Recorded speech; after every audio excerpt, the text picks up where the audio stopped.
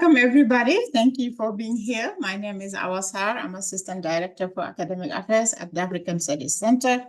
And this is Eye on Africa, our weekly seminary series. And I'm very delighted today to have Dr. Mohamed Kamara as our guest speaker.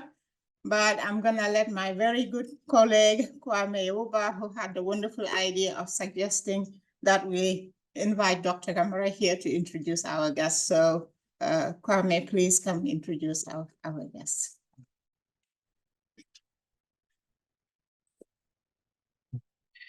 Thank you very much for this opportunity. I'm really honored to be here to introduce Dr. Mohamed Kamara to you. On a personal level, he is my senior brother, a mentor, and one who was very instrumental in me even having an opportunity to study here in the US. And we've had a lot of intellectual conversations, especially around Africa's development and issues, which has really shaped my own perspective about how Africa's development trajectory and its history, and how some issues around colonialism has shaped Africa's development to date. And I'm sure that you are all in here for a treat. Professor Kamara is a professor of French and Africana studies, and is the chair of the Romance Languages Department at the Washington and Lee University in Virginia. His teaching and research interest revolves around French and Francophone literatures and cultures, with a specific focus on African and 18th-century French women writers, French colonialism, child soldiers, and human rights. He has published a lot of short stories, including a play on Sierra Leonean civil war, and a lot of research articles. Some of it is on human rights, the African child soldier, French colonial education, Sierra Leonean literature, and others, Africa and Africana literature studies. He's currently co-editing two books that may be coming out later this year. One of it is on children and military violence, agency, experience, and representation in and beyond armed conflict. And then the other one is on Sierra Leonean literature, terms of age. Just between 2020 and 2023, he served as a vice president, and the past president of the African Literature Association, after previously having served as a treasurer and executive council member of that association. I'm really honored and delighted to present to you Professor Mohamed Kamara. Thank you. Thank you very much, Kwame, for that introduction. And Isaac was asking earlier the connection between Kwame and I, so we'll leave that for later. It's a long conversation. Thank you very much, Dr. Awasa, for the invitation that has brought me back to my home state of Michigan. I was born in Sierra Leone, but in America, I was born in Michigan. So when I first arrived in 1993, I landed in Detroit, September 17, 1993, and took a flight to Kalamazoo College because I was coming to Kalamazoo College. So this is my home state. So it always feels good to come back to Michigan. And thanks to Dr. Kwame Yoboa for making my work visible to the African Studies Center. Thanks to all the members of the African Studies Center, and specifically to Andy Campbell for coordinating my trip. I thank everyone who is attending here in person and also via Zoom. So my presentation, Never Ending Domination, the French Colonial School and Social Transformation in Africa, presents a long due review of colonization. That is, it never ended, even though it ended officially when the countries gained independence. And so my book itself is focused on the question of the role of the school in that desire to permanently colonize Africa. And so I'm going to read my presentation. I'm not good at extemporizing. We'll leave that for question and answer. So I've written down my remarks and taken from different parts of the book. So what I will present to you will be, in a way, a summary of what this book sets out to do. So the following scene in Nyan's Gibril Tamsin Nyan Sunjata, an epic of Old Mali, provides an illuminating glimpse into traditional pre-colonial education in an African context. Every evening, Sogolon Keju, Sunjata's mother, would gather Jatta and his companions outside her hut. She would tell them stories about the beasts of the bush, the dumb brothers of man. Sogolon Jatta learned to distinguish between the animals. He knew why the buffalo was his mother's wraith, and also why the lion was the protector of his father's family. He also listened to the history of the kings, which Balafaseke, the griot, told him. Sogolon initiated her son into certain secrets and revealed to him the names of the medicinal plants which every hunter should know. Thus, between his mother and his griot, the child got to know all that needed to be known. End of quote. At this point in his life, Sunjata Keita, at least in Nyan's text, was barely 10 years old and on the cusp of heading into exile. As the legend goes, he was 18 years old when he returned to reclaim his homeland of Mali, defeating the mighty Sumaoro Jaraso, also known as Sumanguru, and founding the powerful Mali Empire in 1235. The pre-teen Sunjata learned many things from his first two major teachers, his mother and his griot, about family and community, the environment, the outside world, politics, mysticism, science, and history. The past, the present, and the future all converged in the formal and informal education he received from his family, but also from his exile. Between his departure into exile and his return, Sunjata will go on to learn many other life lessons, those building on the foundation laid by his mother and griot during his early childhood. His education was complete because, as we see from that quotation, Sunjata got to know all that needed to be known. In most instances, the French discouraged or simply prohibited these pre-existing traditions and institutions of learning and writing, such as we see in Sunjata's case. As he approaches the end of his sprawling memoir, Amkulel, l'Enfant Peul, Amadou Ampateba offers the following assessment of the colonial school. That's the next quotation. Colonization is never philanthropic, except in words. One goal of every colonial enterprise, wherever and whenever it may be, is always to clear the conquered territory. For one can sow neither in fallow nor in already cultivated land. Like so many weeds, the thought, values, customs, and local cultures must be turned up so that the values, customs, and culture of the colonizer can be sown in their place, for they alone are considered to be superior and of value. And what better way to accomplish this than through the schools? The goal of French colonization was total cultural and economic domination and an ultimate assimilation of the colonized into the universe of the colonized. To effectively govern the colonized and achieve his goals after military conquest, the colonizer had to somehow co-opt the colonized into the work of their own domination and destitution. It did not take long for the colonizer to determine that the school was the most effective way to achieve his objective. This stage in the colonization process was referred to as the conquête morale, or the moral conquest, by a legendary colonial education administrator, Georges Hardy. And this is what Georges Hardy said, the next quotation. So to transform the primitive populations of our colonies, to make them more devoted to our cause and useful to our affairs, we have few resources at our disposal. The most crucial of these involves taking in the native as a child, having him spend significant amount of time with us, and familiarizing him with our intellectual and moral habits for many years. In short, we should give him a school where his mind will be molded according to our intentions. In other words, it was through the school and the small army of middle figures it will produce that the colonizer planned to consolidate and make permanent his grip on Africa. Given this objective, there was bound to be a considerable qualitative gap between the curriculum for students in metropolitan France and the one for the vast majority of Africans in the colonies.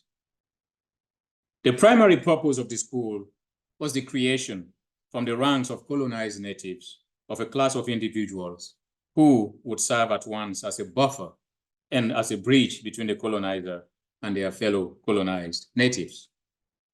Consequently, the so-called colonial sub-Saharan indigenous bourgeoisie was a calculated creation of the colonial enterprise and the ideology that framed and infused it. In his preface to Frantz Fanon's The Wretched of the Earth, Jean-Paul Sartre notes that the European elite, and I quote, undertook to manufacture a native elite, end of quote. Colonial school policies were conceived and executed with the sole purpose of creating this class of so-called évolués, that is, men and women selected from the vast native populations and conditioned to be answerable only to the colonizer. According to Amadou Hampâté-Bâ, the colonial school system sought to satisfy three sectorial needs of the colonial administration. The first is the public sector, with teachers, subaltern functionaries, auxiliary doctors, etc.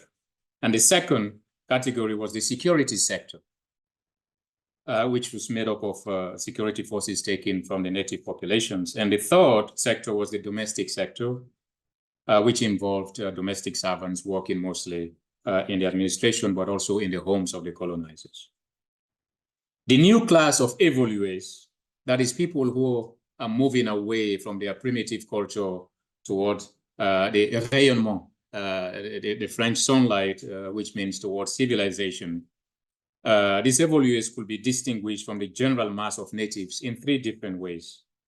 Number one, by their knowledge of the French language, which ranges from rudimentary to varying degrees of complexity. And number two, by their proximity to the white man, thanks mainly to their adoption of the French language and by their avowed or feigned loyalty to the colonizers.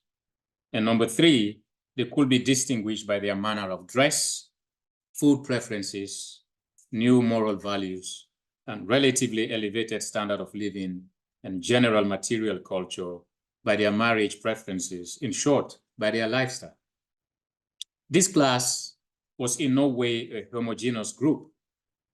In the novel L'Odyssée de Mongu by Pierre Samy from Central Africa, the author makes the distinction between les évolués and les vrais évolués. So the évolués and the true évolués, the true educated and evolved or cultivated. All said and done, the class was largely an underdeveloped bourgeoisie in whose ranks could be found, in the words of Bernard Morales, neither scholars, engineers, nor anthropologists, only yes men responsible for the functioning of the colonial system in keeping with their station, end of quote.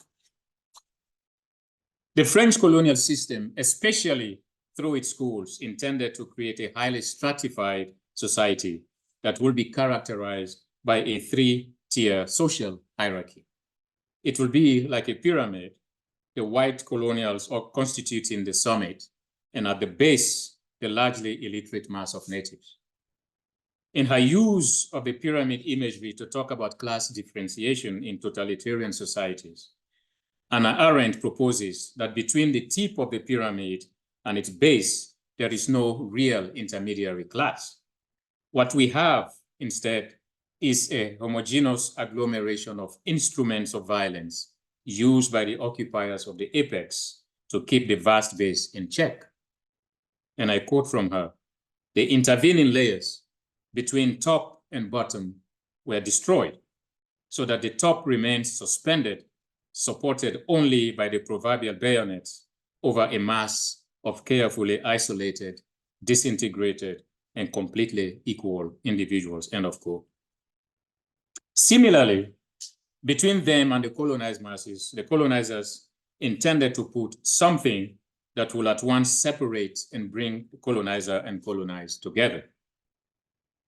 According to Joseph Kizerbo, and I quote, "The educational system is a strategic stronghold situated at the core of the network of factors responsible for the maintenance of the status quo. Education is the software in the central computer that programs the future of societies," end of quote. During the education debates heating up in the 1940s and 1950s in colonial Africa, the last 2 decades, these were the last 2 decades of the French colonization period, Léopold Sédar Senghor interrogated education's central role in societal and institutional transformation in his essay, Le Problème de la Culture, the problem of culture or education. According to Senghor, education, which he says is synonymous to culture, is à la base de toute évolution historique, at the root of every historical transformation. He further underscores what he sees as the fundamental distinction between culture and civilization. He defines civilization as a set of moral and technical values, as well as the way these moral and technical values are utilized in society. Culture, for its part, Senghor says, is civilization in action, the product of a combined effort to integrate man into nature and nature into man. Senghor concludes that an educational program that does not transmit what he calls the sum total of generational knowledge is completely inappropriate. From its inception as a government-mandated system in 1817 in Senegal to its dissolution in all the colonies in the 1950s, colonial public education was always necessarily an instrument of social engineering and transformation.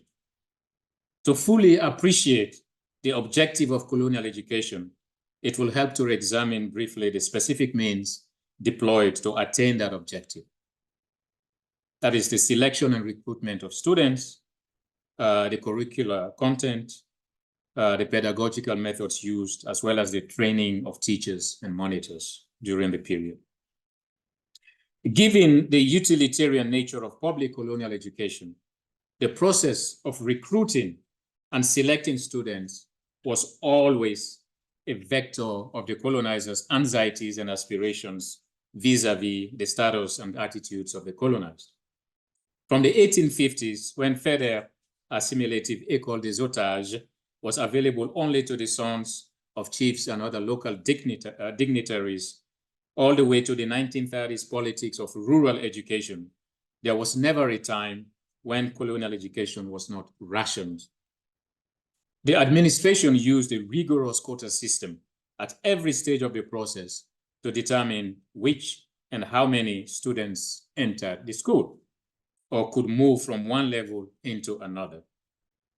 In addition to the family origin of the children, the selection criteria included the character, the complete vetting of the character and personality of the students.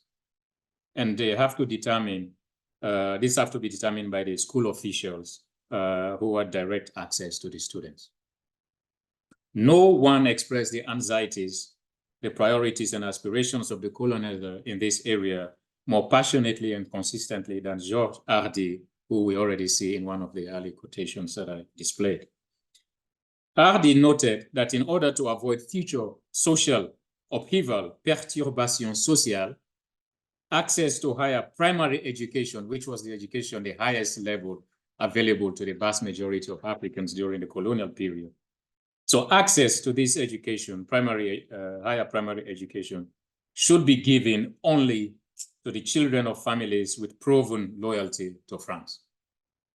As for the rest, Hardy recommended, and I quote, "We must eliminate with merciless care all those, even the brilliant ones, who are not sufficiently stable and who risk using the education received from us to their own ends and imbibing their anxiety and cruelty of caged wolves," end of quote.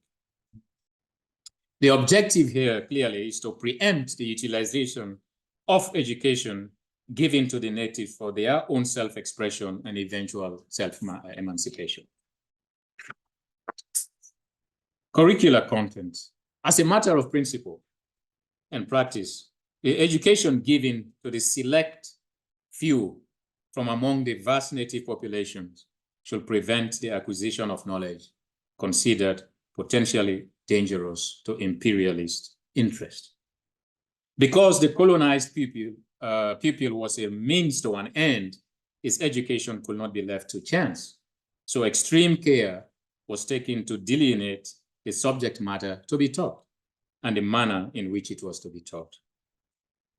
The inaugural edition of the Bulletin de l'enseignement de l'Afrique occidentale française of January 1913, and this again was created by Georges Hardy. This inaugural edition featured an excerpt from a speech that Governor General William Ponty had just delivered to the Colonial Government Council.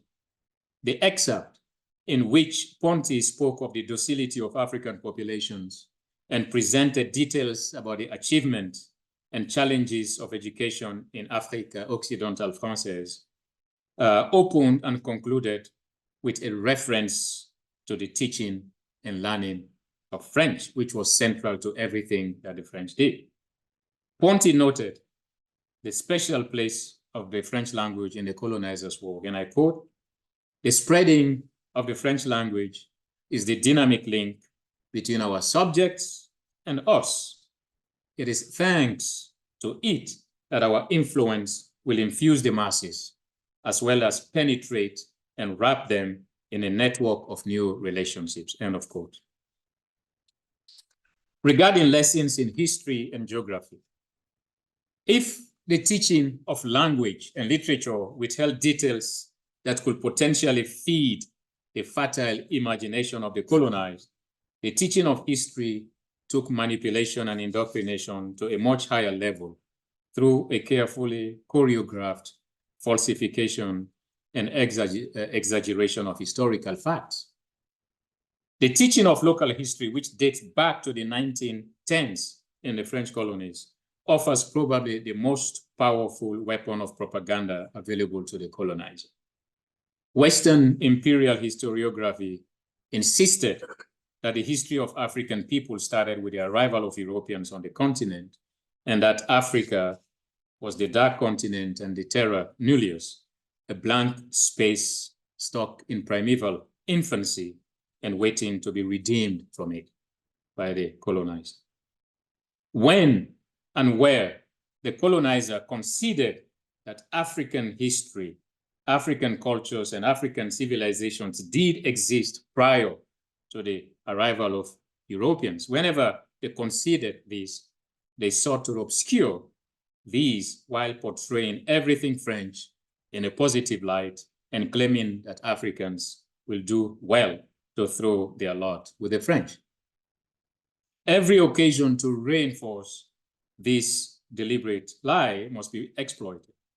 Regarding the teaching of French history and culture, the program should be as scanty as possible, selecting only those aspects of the history that present France in a positive light vis-a-vis Africa. And one of the topics that they deliberately refused to teach about for a long time was the French Revolution, but of course, which exposed, right, the weaknesses within the French system itself. So the idea of African inferiority, the next quotation, and concomitant French superiority was reinforced at every opportunity, including and especially in children's books. Nowhere was this French propaganda more blatant than in the student reader Moussa et Gigla. The declared intention of the book's authors was to make, as you can see from the quotation, the African native know and love France, and to see it as the most glorious and advanced civilization, the one with the most courageous soldiers and historical figures, and above all, the land of those who have brought progress and prosperity to the African people. In the grand scheme of things, France was simply a black hole that sought through the school and other colonial practices to suck into itself other peoples, their cultures, their resources, and their aspirations. Everything about educational policy and implementation was intended for one goal: the success of the colonial project. In other words, the interests of France presented as the default interest in the relationship. An idea better explained by the unflappable Georges Hardy when he says, and I quote, "French West Africa is no longer or never was a land conquered by France. It is rather a land absorbed by France, an integral part of the French nation, just like Artois and Roussillon." End of quote. Arguably, all intentional education systems, formal or informal, are a means to an end, namely the creation of a specific kind of individual in a specific kind of society. Consequently, there is always already a certain degree of instrumentalization and social engineering inherent to all educational programs. However, the problem with colonial education, as with all systems engineered for indoctrination, for oppression and exploitation of one group by another, is that from its conception to its implementation, the interest of the colonized was at best an afterthought to the colonizer. If traditional pre-colonial education in Africa, despite its shortcomings, was homegrown, as in the Sunjata example that we saw at the start of this presentation, or adapted, as in the case of Islamic education that was fully adapted to the African system before colonization started, and those focused for the most part on the needs and realities of its creators and beneficiaries on the ground, colonial education, for its part, was blatantly doctrinaire in its philosophy and practice. And of course, it was conceived from outside of the continents and brought in to be implemented. In Afrique et Occident, Hubert Deleuze offers the following assessment of colonial education, and I quote, "With rare exception, the school is not up to its assigned mission. Instead of educating children, it distorts them through the harshness of its discipline. It does not inculcate in them a sense of personal responsibility or the desire for initiative. It doesn't make men out of them," end of quote. And as historian Suret Canal tells us, cette erreur était en définitive une nécessité inhérente au régime colonial. So the defect and eventual failure of the colonial school were innate to the colonial system itself. So its mission was not to improve the African, but to further subjugate the African. So it will be irrational to expect anything different from what it actually achieved. Education, informal or formal, must respond to and reflect the social, economic, political, cultural, intellectual, spiritual, and material needs of the individuals that make up any given society for which it is intended. It goes, therefore, without saying that education should not be a program catering only to specific political and economic priorities of a specific group, especially if the group controlling the education system is an entity foreign to the place of its implementation. In the pedagogy of the oppressed, Paulo Freire reframes the domination-submission dialectic in what he calls the banking concept of education.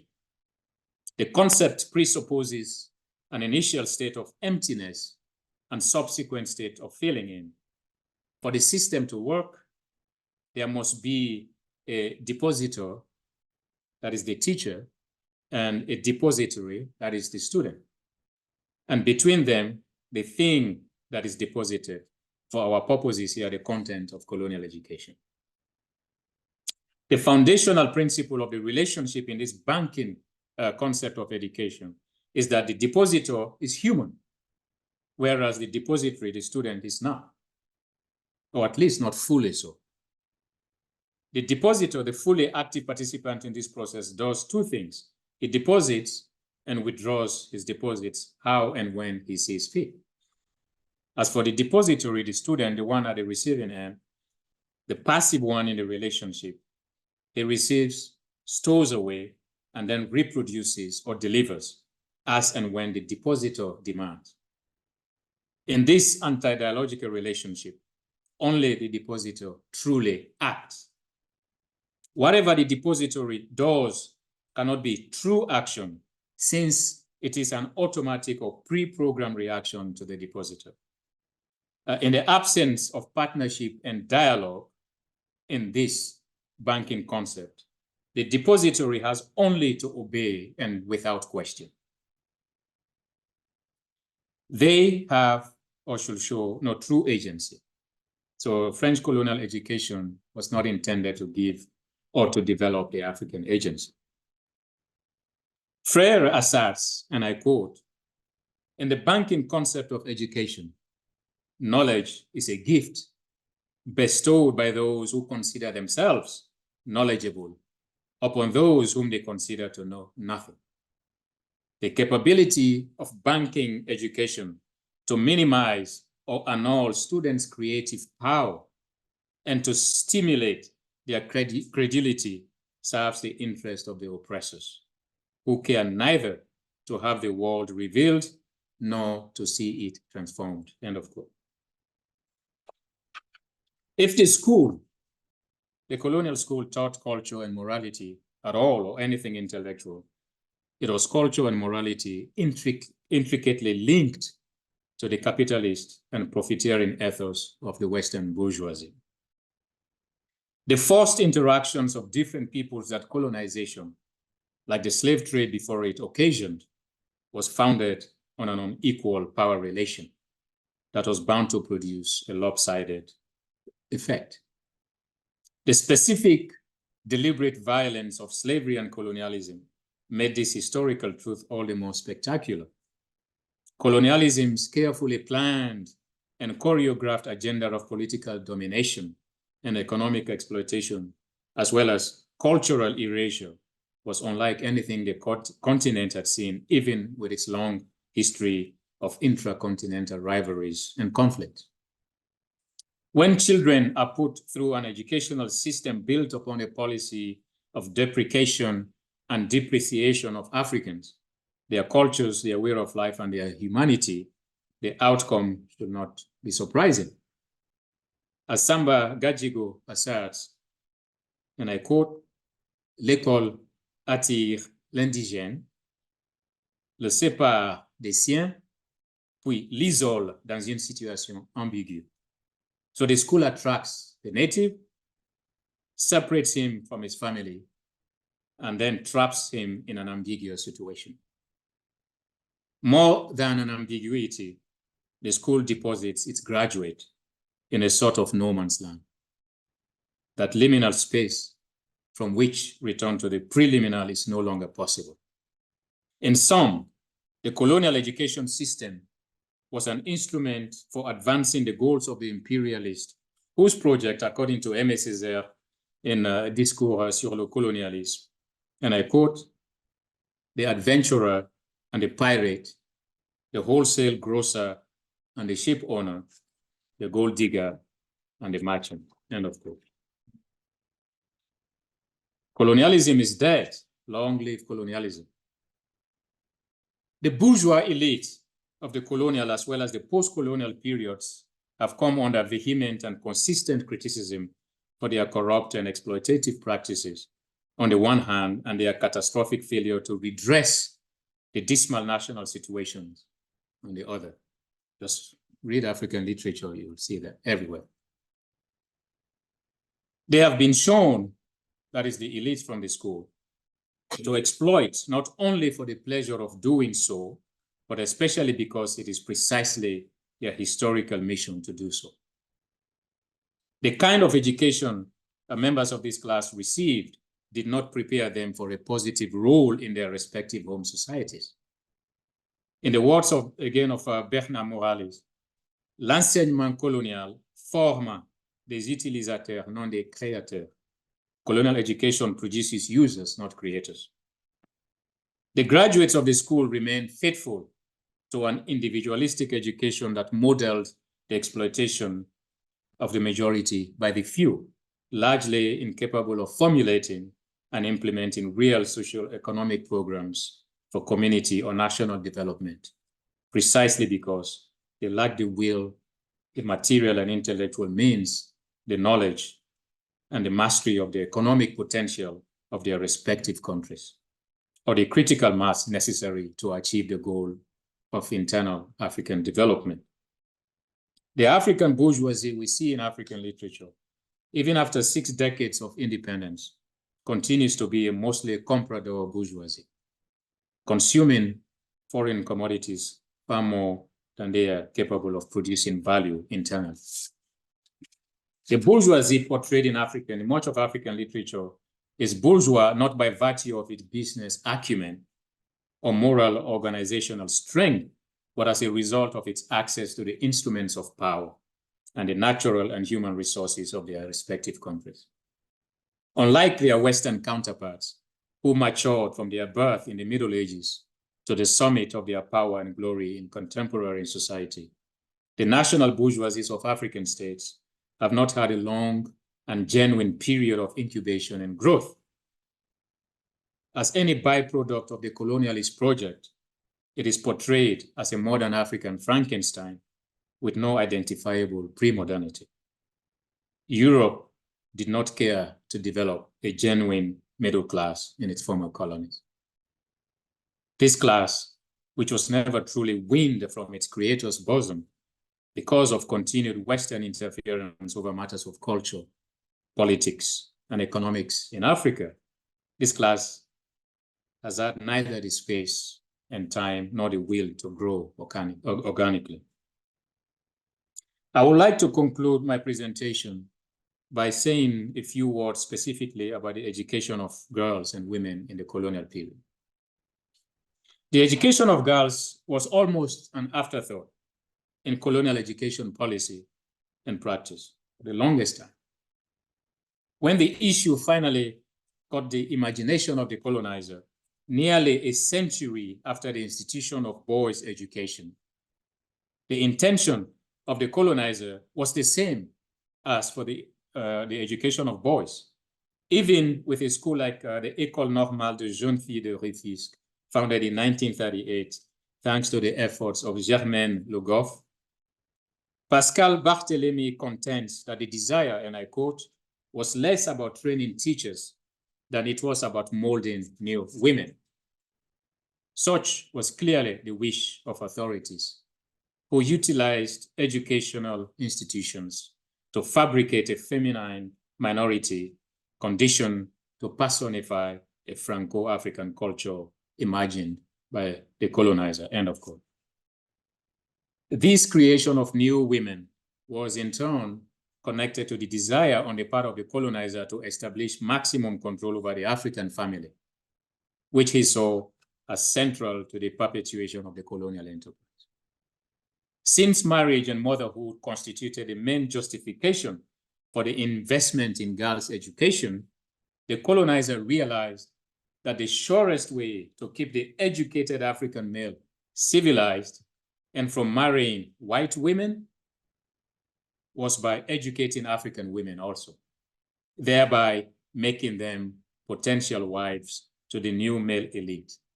And so before 1938, Germaine Le Goff was teaching in St. Louis, in Senegal, when if a male student asked her the question, so when we have finished our education, who are we going to marry? So the concern was the boys will be educated and they will go back and marry primitive women and then they will be decivilized, which is bad for investment, right? So they had to educate women in order to produce wives, educated wives for the educated Africans. After 1918, the French started looking at African women as the primary bearers of archaic cultures. And I quote from Conklin, as impediments to genuine male acculturation to metropolitan values. If French women were sent to the colonies to retrieve their men, because the French men and the colonies were using local resources, that is the African women, which at some point the administration realized was a bad idea. So if French women were sent to the colonies to retrieve their men who were being decivilized by their interracial relationships with native African women, native African women were also made to carry the burden of protecting the investment of civilization made by the colonial school in their men. If, as intermediaries and vectors of new ideas about health and hygiene central to the educational system for women, teachers, midwives, and nurses served as a much-needed link between the colonizer and local indigenous populations. The institutions from which they graduated also provided women a much-needed entry into the privileged colonial space and its accompanying access to power and material security. Arguably, the most significant effort in this creation was the creation of the École Normale for young women in Rufisque. As a teacher, the woman can reach exponentially more Africans. So children, their families, and their communities. And Georges Hardy said that in 1917 in Conquête Morale, that by educating one woman, you are exponentially, if you will, the value is exponential in return. So the girls that were educated at this institution, especially, came from every corner of the Federation, Afrique Occidentale Française, and they could be sent back after graduation to work in places far from their hometowns or home countries. They will be the new missionaries embedded in the recesses of uncivilized Africa, plagued by ignorance, disease, and factors that threaten the viability of the French Empire. Together with their évolué husbands, these women would constitute the foot soldiers of the force that will allow the European colonizer to change and control Africa forever. Thank you.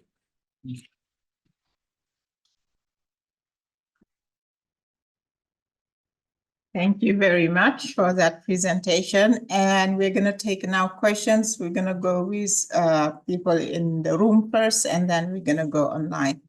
So, and you have access to the questions. Oh, okay. They'll see. So questions? Yes. So it appears to me that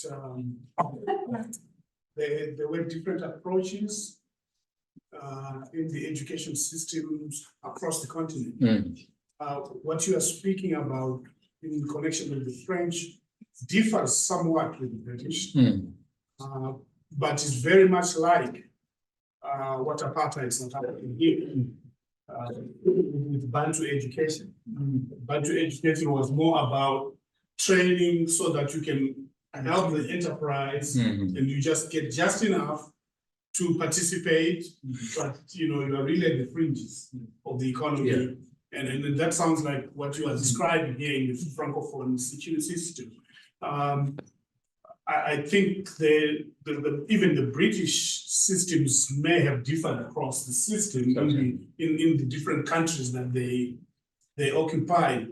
I know that in settled, where they settled, where the British actually settled, there were serious contradictions. I think your paper really exposes those contradictions in Rhodesia, for example. They did create the same bottlenecks that you mentioned from grade to grade, but whosoever made it through was getting a fulsome education. You know, and that's what I'm calling a contradiction in terms of their intention. Their intention was to maintain racial discrimination, but it is these same people that got the training that became exactly what the French were opposing. The smart ones who came back to fight the system, who understood their rights and who listened to what Marcus Garvey was saying, who listened to what Martin Luther King was saying, Malcolm X, and created revolutionary movements. That having been said, I think wholesome, the educational enterprise on the continent was never really meant to serve the masses of Africans, regardless of whether it was French or Bantu or Rhodesia, etc.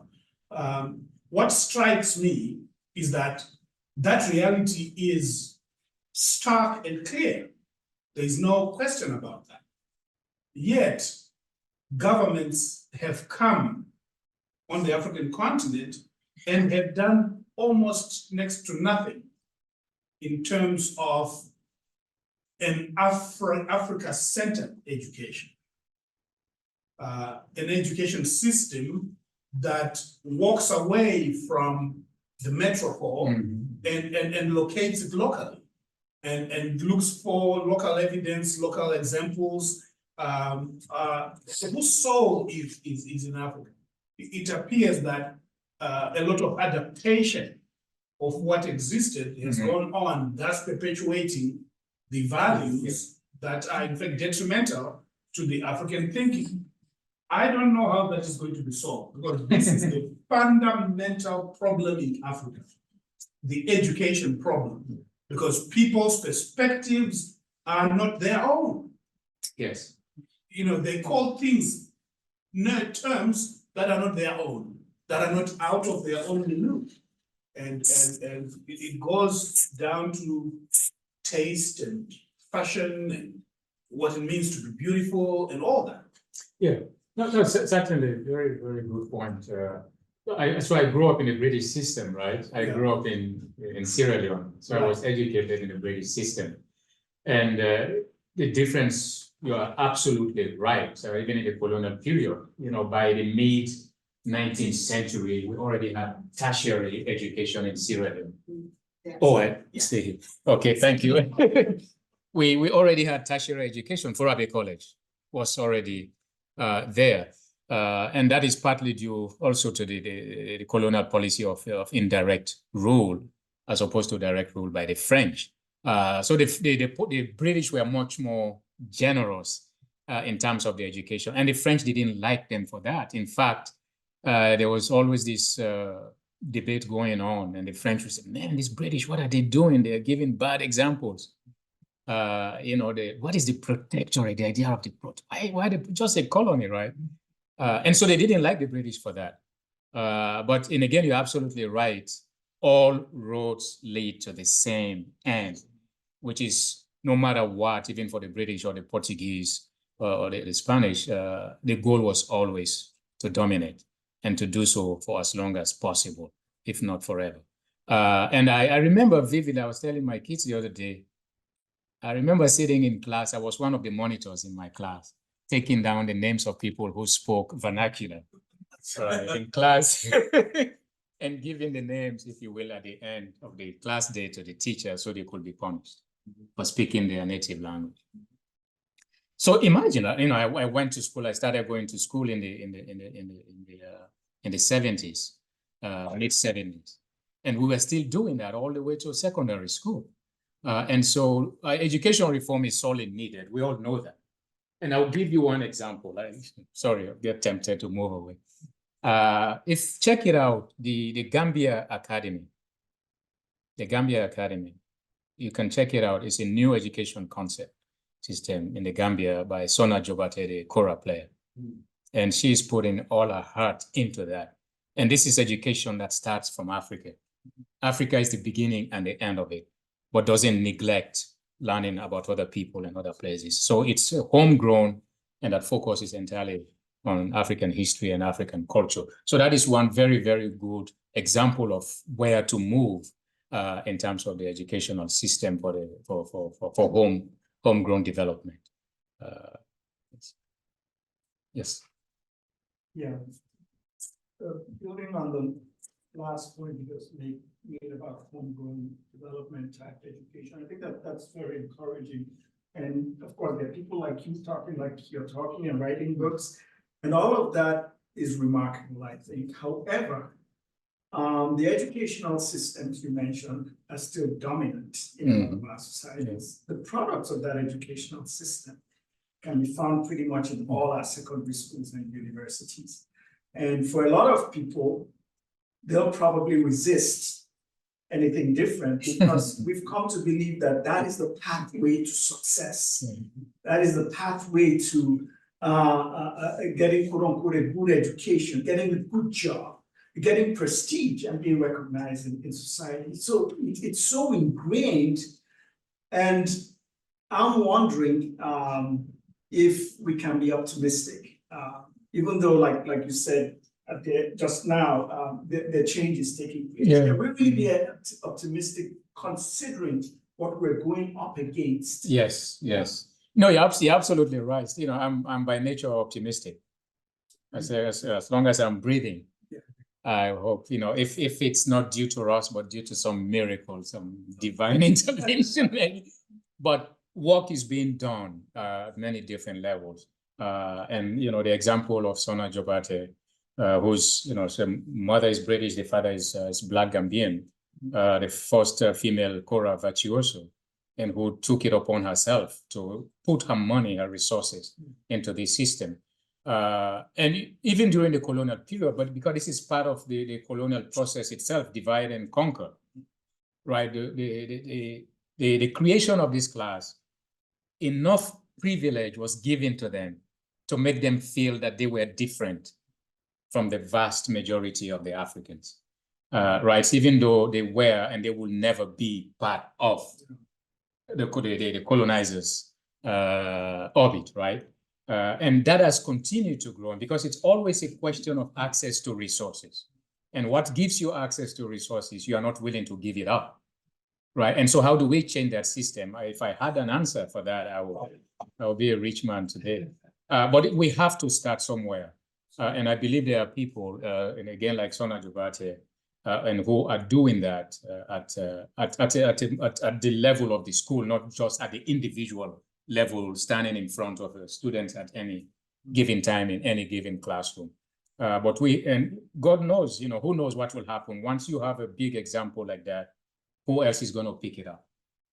Personally, for me, I realized one of the things to do, because I remember growing up in Eastern Sierra Leone, having trouble having access to books.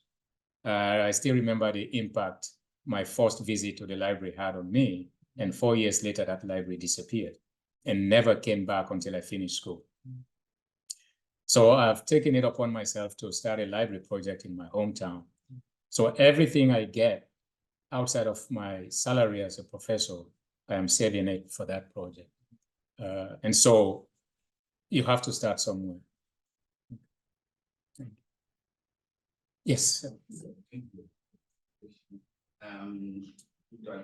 Like about the use of foreign languages like African school, I just realized one of the most prolific, right? They used to say, no country can without the use of this language. Now some countries started teaching English languages. There's a case of Senegal. I think I went to this school, they started like teaching 2 hours of English language. Now the question is, how do you see that the use of English language as school? Yeah. Can stretch to like integrity of Africa? Yeah. Yeah, it's a very good question. And so we had a very long debate, right? So I mentioned that debate in the 1930s, especially in French West Africa. And this debate heated up around the Exposition Colonial in 1931. And it went on for a while because they're trying to figure out, first of all, they decided. So in 1817, Jean d'Arc was the guy who created the first school in Senegal. And he realized that the best way to teach the children was to teach them through Wolof. Okay, because he was very conversant in Wolof. He even wrote grammar books in Wolof. And the students would pick French up very quickly via Wolof. And so he used this system. But the administration didn't like it, right? And so they discouraged him from doing it. And they made it categorically clear that whoever came after Jean d'Arc, after he left, who could not use Wolof to teach anything at all, right? And so this from 1817, so all the way to 1930s, because they still came back to this question. If we were to use indigenous languages, which one are we going to use among the many African languages? But ultimately, they decided in favor of France for all kinds of reasons. Number one, because they realized the most powerful tool we have at our disposal for colonizing these people is our language. And why should we give that up? And the second is practical, right? We are going to have to codify any language that we choose as a pedagogical language. And who has time for that? We don't have the time, we don't have the resources for that, right? And it's also a fraught political question. They still allow the teaching of local languages in the schools, but only to students who were going to be interpreters. They were the only ones who were allowed to study local African languages at a certain level. And for a place like Senegal, it's Pula or Wolof mostly that were used. But it's and Amadou Hampâté-Bâ in Amkulel L'Enfant Peul addresses the question of languages. In fact, he says, if there is any benefit to colonization, it's the French language. And Senghor also, said something about that. He said, because it gave us one language, it doesn't mean that we should neglect our African languages at all. The opposite, we should encourage them. But at least the French language offered us an opportunity that we did not have, given the vastness of the territories under French colonial rule, to communicate and interact. So he said, if there's any benefit, as unintentional as it was, that came out of colonization, it was the French language. Amen. Oh, so how do can I see the questions? Okay.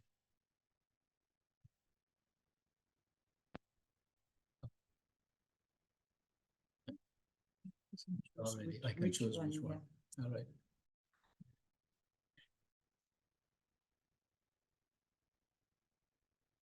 All right, so the questions here, I'll just choose. Oh, there's a lot of questions. I'll just choose, okay. Sorry if I don't get to your question.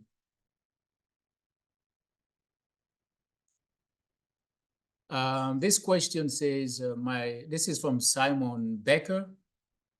My research experience in former West Africa and France and former Equatorial France is that Islam was a dominant religion in the West and Christianity was introduced in the Equatorial region.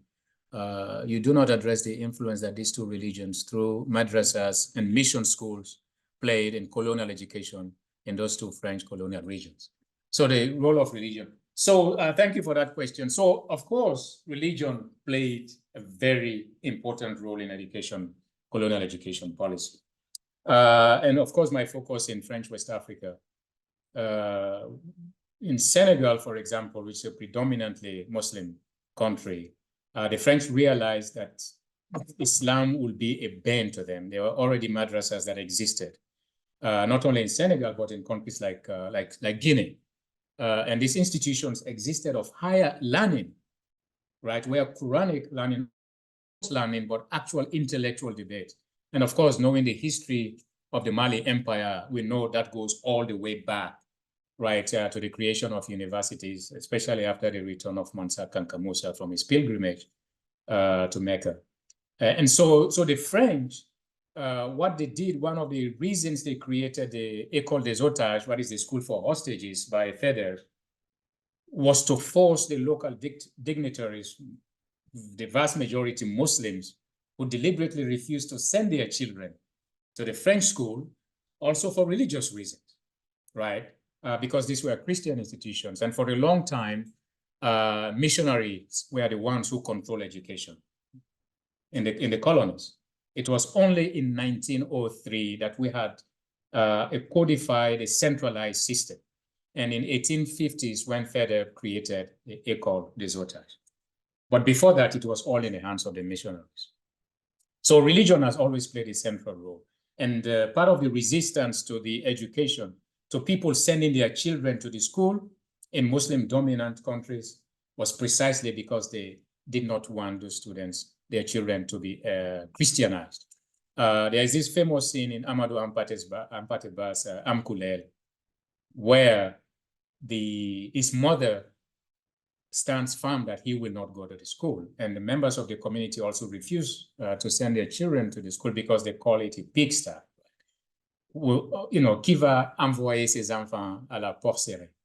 right? So because they are going to go there, they will go to hell when they die. That's going to happen. Nothing will change that. So religion has always been in the background, all the way, if you will, to the exile of Sheikh Ahmadou Bamba, because the religious figures have always seen as being people who have tremendous power and who could derail the French colonial project. And so some agreement had to be made deliberately by the French that they will not proselytize, they will not try to convert their children.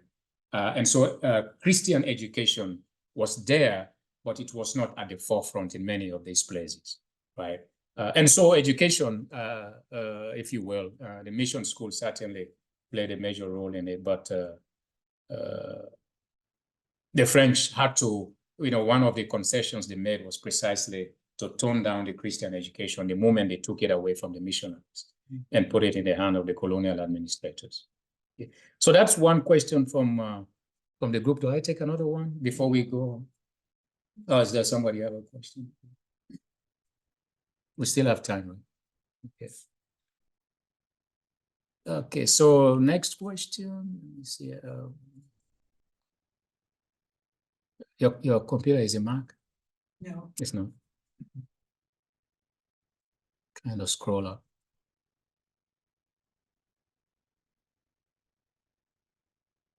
Why is it not showing? Yeah. Because there are more questions, so Oh, I can just read this one. Oh, maybe if we expand it. Oh, answered. Yeah, Mike did that. Okay. Oh, you doing it? Mhm. Thank you. So I think there are just these two. Just these two? Yeah. Okay. All right, this one, my name is DB Keita. I'm from Mali. Here's my question. What can be done to decolonize the Europeanized African and comprador minds? Ah, what can be done? So that's what we're talking about, right? And we know for sure that the educational system goes a long way. And I discovered Africa. I truly discovered Africa when I came to the United States. But because my education on the ground in Sierra Leone, all the way up to Forabi College, did not tell me much about the African continent, right? Because I got, I was all into Shakespeare, into Milton, into Scott Fitzgerald. I mean, everything, right? And I knew little. We studied African literature when I went to college, and we did read poems like Abiku, J.P. Clark's Abiku, and Wole Soyinka's Abiku, and all of that in secondary school. And in college, La Vie, In Vie de Boy, L'Enfant Noir, etc. But there were very limited number of texts that we actually read, and there was no serious. We had an African Studies Center at Forabi College, but everyone looked down upon that center. Who wants to get a diploma from the African Studies Center? So students were avoiding going to that place. So it's only when I came to the United States where I had the opportunity to interact also with Africans from other parts of the continent and taking courses. And I started opening up to, I said, man, Africa is vast. And I didn't know that before coming to America, right? And so talking about changing of mindset, and again, it's a complex but a very, very easy solution to it. It starts, as George Hardy tells us from the very beginning, what you need to do, you take the child and you bring them to us, and you infuse in them our moral, intellectual, and other values through the school, and then you put them out and our work is done. That's the easiest way to do it. So what we, of course, as Africans, people of any society need to do, and again, to come back to the question of creating homegrown societies, education system, is to start from the elementary school. And I always say, start before the child is born, right? Start before the child is born, because the child is conscious of what is going on at a certain stage before coming into this world. So the education starts there. And what is valuable? What is, in Africa today, what we see is a new colonization of Africa. right? So when do we get to the point where we are able enough to determine our own agency and to decide what is good for us, what is bad for us? As M.A. Césaire said, the problem was not contact. Contact between people is bound to happen, but it's the way the contact of colonization happened, right? And so until we can wean ourselves from that, the difficulty, and, I'm guilty of that. I don't want to give up my privilege of being educated in that system, but we have to be conscious of the need to do that and to create at the elementary level, if that's where we are going to start, and educate children to know their history, to know their culture, while at the same time respecting the history and cultures of other people. Right. So, DB, that's my short answer to that question. Yeah. Yeah. So I think. Excuse me. Her hand was up. Yes.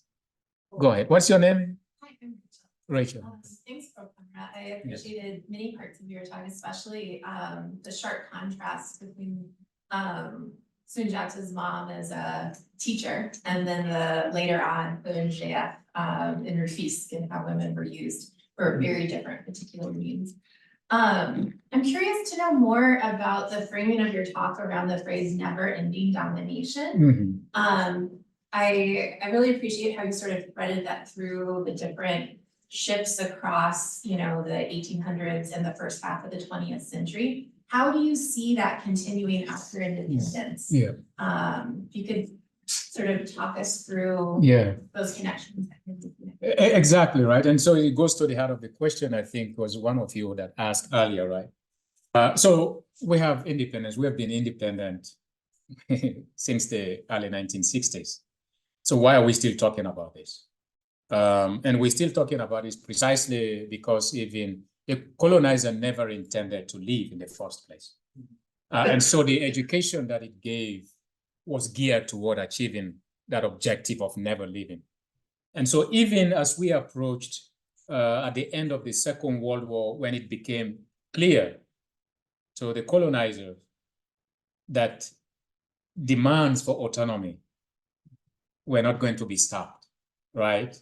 And at some point, starting with the Brazzaville Conference of 1944, where de Gaulle said, okay, we have to give some autonomy to this internal autonomy to these colonies. And that changing gradually to 1956 with the La Loi Cadre, right? And which gave greater autonomy to Africans. So the realization was there. At some point, we're going to have to give political independence. So now we have to figure out how we're going to give that independence, but we will still be in charge, right? And how do we do that? And there are many different ways. And of course, so all of the leaders that were genuinely interested in true independence for Africa were quickly eliminated, right? Yes. And that is the easiest way to do it. If a leader like Patrice Lumumba comes up, or later on someone like Thomas Sankara shows up, and he's talking about true independence, just move him out and put somebody else who will be answerable to us, right? And then we have the economic system, all this debate going around the franc CFA right now, which has always been controlled by France, right? Even when they said we should give it up, and the Africans said, no, not so fast, right? And so through the political manipulation and through, if you will, the economic means, because Africans for a long time could not make any serious economic decisions without consulting the French, right?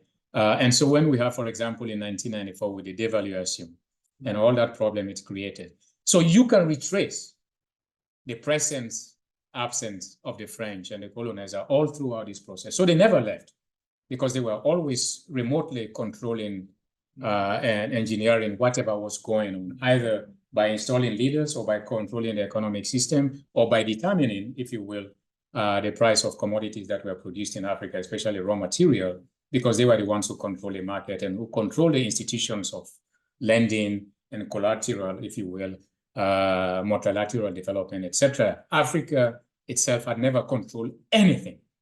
And whoever controls, as Keith Zerbo tells us in that quotation, education is the software that controls the computer. So whoever controls that controls everything and determines the future. So even though the colonizer left in 1960, 61, and thereafter, they never left because they were still virtually in control. And also we have the military bilateral relationships that existed, which ensured, for example, that there will never be a coup d'etat in Senegal, right? Right. That exactly, you know, and Sekou Touré, who decided to break away, you know, he's another story because he became a sanguinary despot. But he broke away and the French punished Guinea for that, right? And so there was always that. It's always that. We could always retrace that. Have you? Was your hand up? Yeah, it is. Okay, so we'll come back to you. Thanks a lot for this presentation, very enlightening. It kind of makes it explicit that the colonial project, and then you kind of make it really explicit about the architecture behind it and what they are going for, and the education is really, I mean, that quote that you had put there, let's go for the child, and that's how we can influence it. And I'm from Malawi, and so we're under the British system. On the French side, it was really quite explicit. And I know that it seems like the French really had their hooks in West Africa, even in the economy. I hear the country is still paying taxes to the French. Yes. Even now, it's like the control of the economy is really big. And like it seems like the contract has always been like there was Lord Lugar in Britain. Yeah. They say this contract, you know, this like dual mandate is an exchange of technology that they'll give Africa technology in return from access to resources, right? But that contract was broken, and it seems like education was an important tool to kind of breaking that social contract between the exchange between technology and resources on the side. I also like the connection to women and the education of women, because even now, when we are looking at lots of issues about managing and controlling population, it looks like educating women is like central, the single most impactful strategy that we can do to control population in Africa. Absolutely. So it seems that as we are talking about language and where we would go back, then maybe some sort of reverse engineering as well. Yeah. Maybe that's that might be some of it. But thanks a lot. No, thank you. It's not just a comment, it's not question. Yeah, but maybe that's the way to go. You know, women, of course, have always been central to it. And you mentioned the irony, right? Because it is the same elite that demanded African independence, even though within the ambit, if you will, of the colonizer. And women particularly, especially Germaine Le Goff, this woman, she was a colonizer, but she didn't always think like a colonizer. Unlike the official colonial policy that looked upon Africans as essentially inferior to Europeans, she didn't think that way. She said, yes, you know, the French is more civilized because we have advanced over time in history, but it doesn't mean that the African is essentially inferior to us. So what we have to do as a responsibility is to lift them up to their potential. And that attitude she took to the education of women. It was only through her efforts that the École Normale in Rufisque was created, because the administration didn't want it. But by this time, by 1936, she was already influential enough, and she didn't care what the administration thought about anything. She could assert herself, and she convinced the governor to give her the permission to start this new school. And she deliberately teaching the women, she taught them about Africa. You have to respect your Africanness. And she allowed them to demonstrate and practice their individual cultures from their respective countries, to dress like the way they would dress from Togo, from Dahomey, or from she did. So it was revolutionary. And so that is why even later on in the 1970s, the École Normale, when it was changed to École Germaine Le Goff, it was changed, named after her. In the 1970s, she was invited back to Africa for the inauguration of the school. So single-handedly, this woman contributed to the education of many African women that will go on to become ministers and parliamentarians in the African governments afterwards. So your hand has been up for a while. I'll come to you. Yeah. Yeah, I just wanted to say that I see the problem is dual. I mean, Phil mentioned the one which you echoed, the one idea of resistance. Because of course, as you rightly point out, whatever is paying you, you want to keep. You want to keep the privilege from which you eat, right? But it's not just that. The other problem is that changing that takes work. Yes. It takes work that I do not think our current governments are cut out to do. They're just not ready, they're just not there. Infrastructurally, systematically, and in terms of even will to do it. Not because it privileges somebody, but just simply the will to do the work. Yeah. It does not exist. It doesn't. And that is why we are still here, still talking about 60 years after independence. Absolutely. Yeah. You're going to add to that before? Okay.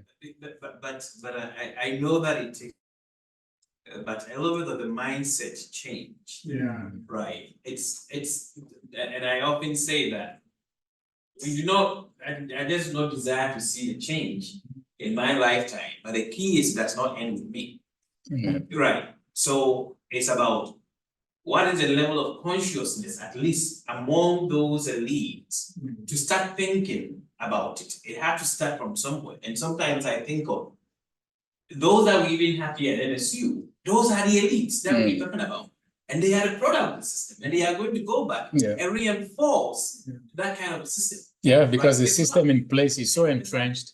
And it's not the one who is studying African history, because you're already immersed in it. There's the one studying chemistry, the one who is studying engineering, the one who is economics. No clue about some of these things that we're talking about. So the question is, how do you socialize those individuals who are also going to be in positions of making decisions whilst they are here to start that consciousness? So that when they return, they will be able to. We've been talking about this in that. Bless you. Our African students are mostly disengaged. In most of these conversations, they are mostly disengaged in what we do. Right. So in most cases, they come and they only end up getting to the technical knowledge. They came for chemistry degree, that is all they have. They came for this, that is all they have. Once they get back to the continent, if you ask them where electricity comes from, for MSc, they will not be able to tell you, but they never get engaged. So their inability to learn the system, to also start engage with some of these issues, makes them also an instrument for perpetuating some of these systems. So how do we create an enabling environment in the same scenario that reverse engineering? Can we also take them out of the lab and then start something where we are exposing them to some of these thinking, to start questioning some of these things, so that they are not becoming instrument perpetuating those same things? Thank you. It's all in the same sense, and like I wanted to, when she asked the question of how does this colonization stuff overlap from the colonial period to post-independent, I think some of the things decolonizing Africa, the most difficult part is the mind. And the mind, decolonizing Africa, the mind in terms of the mind is mostly entrenched in the education system. Because separating ourselves from the colonizer, for the political, economic aspect, those sides we can see some changes happening recently. And it has always been there, the will has always been there to totally separate from the colonizers, politically, economically, and it's continuing. Though sometimes it comes to a point whereby it starts and then it stops. But in recent times, there are hopes. But the main issue here is in terms of education, like it started to colonize our minds through education, doing it directly, and now they're doing a form of neo-colonial education system, whereby in our countries, because I'm kind of somehow familiar with both the two systems, British and French. I was born in the Gambia, did my secondary school, primary school there in the Gambia, and then moved to Niger, my original place, to do my bachelor's degree before coming here. So the education system, even now, after independence, is somehow molded around the French system. Though we have like teachers, educators, professors, who are all Africans, but sometimes when you get into the administrations, especially some of the ministries, you find out that it's these experts who have been sent to France or somewhere in Britain to be trained on how to design curriculums and everything, just based on the British or the French system. And when they come, it's almost the same things that they implement in our nation.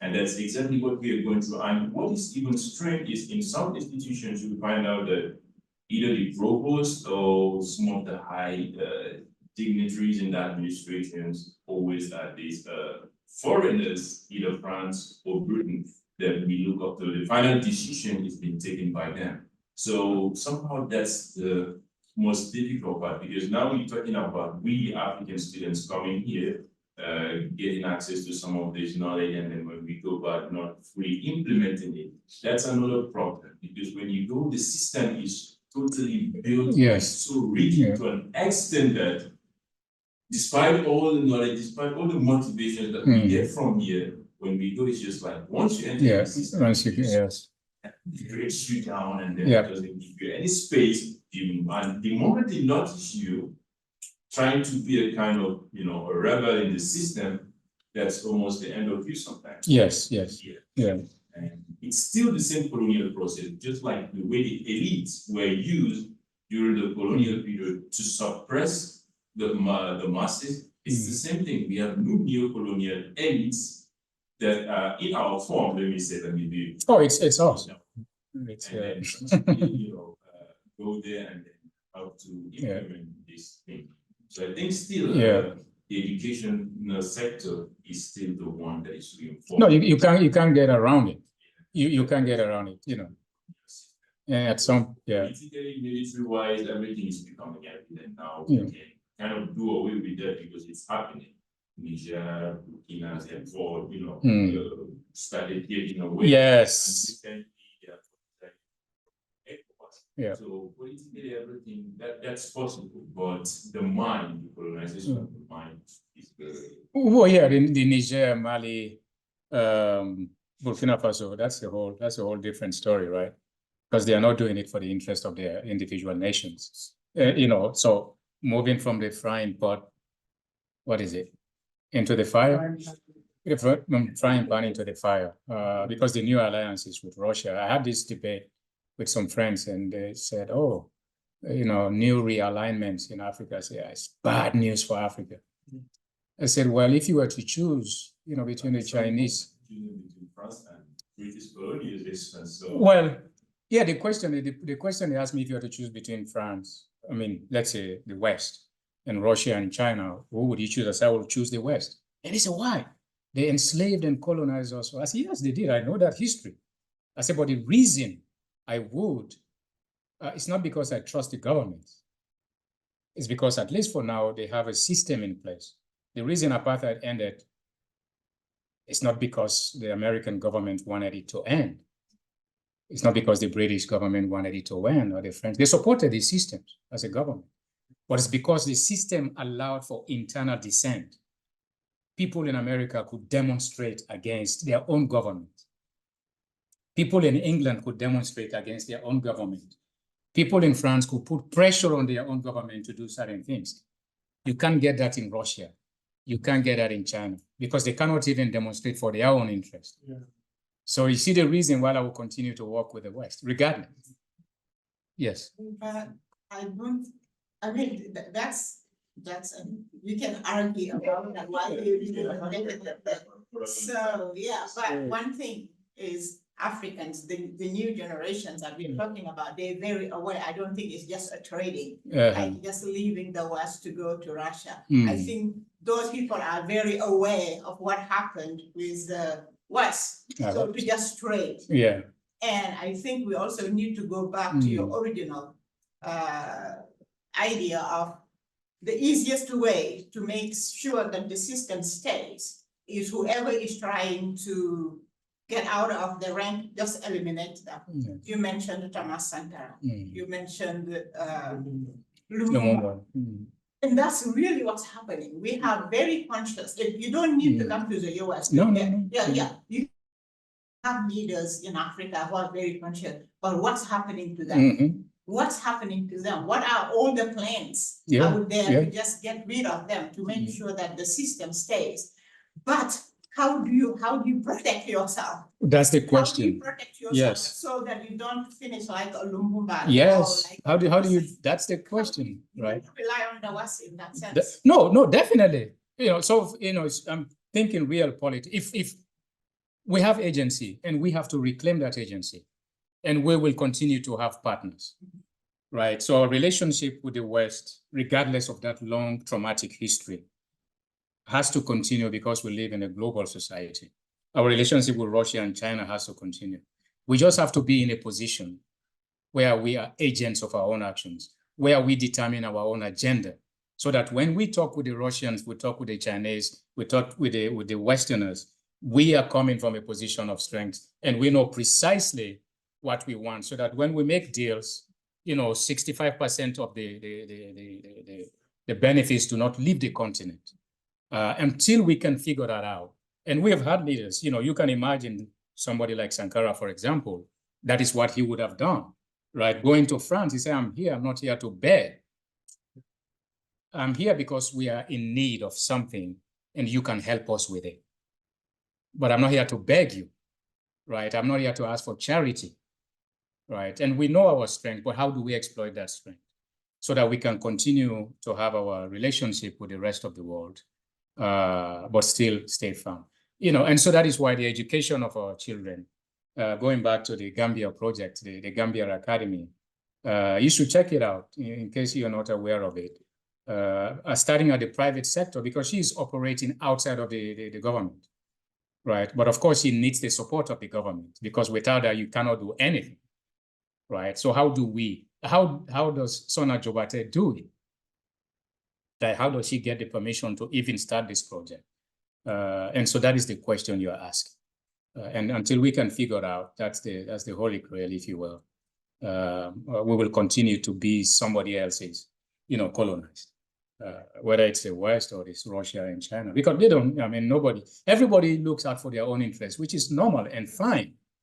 We shouldn't blame the West for looking out for their own interest, even though we can blame them for the bad things that they do. So what are we doing? How are we looking out for our own interest? If we had the resources and means, we will do bad things as we do bad things to our own people as well. Because the same elite is the one, and they know what they're doing is bad, but they have the resources and the privilege to do it, and they are not giving it up. But that is so important. I have a friend who was going on leave for one full semester, and he was going to spend it in Sierra Leone. And he went to Forabe College. He said, I'm here. I have been paid by my institution in Pennsylvania for my semester leave. And I have an opportunity to teach a number of classes at Forabe College. And they said, we'll get back to you. And they never got back to him. And he was going to do it for free, because they're thinking, oh, this guy is going to expose us. If he comes here, he's going to teach in ways the students are going to see what's going on. And they never allowed him to. Think about that. So that's what we need to do. How do we harness our resources, which we already have? We don't have a shortage of educated Africans. How do we coordinate that for the benefit of the continent, so that we can stop blaming other people all the time for what's happening to us? Well, that's the end of it. Thank you very much. Very enlightening presentation and discussion. And thank you for people online and people who came.